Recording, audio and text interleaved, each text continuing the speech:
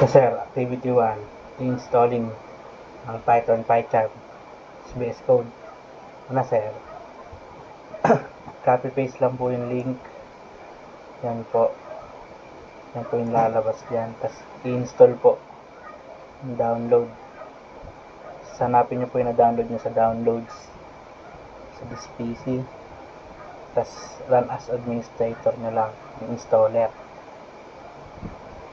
Antayin nyo lang po matapos. Tapos may lalabas po, setup po successful. Tapos detect naman paano kapag na-install na yung Python. Type nyo lang po sa Windows nyo po, CMD. Tapos type nyo Python guit version. Tapos sa NetBeans naman po, copy paste lang to.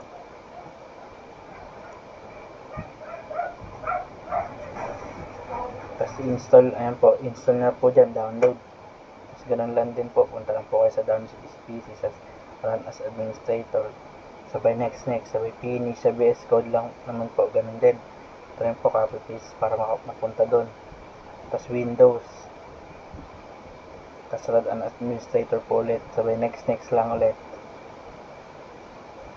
Tapos ito na po, pag dapat po yung file name, laging may PY para Python.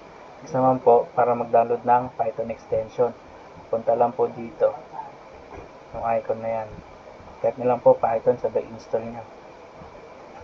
Tapos next sir, ito na yung pinagawa mo sir, yung mission vision. Yan sir, nag-print lang, tapos \n para sa new line, para sa baba. Ito yung output.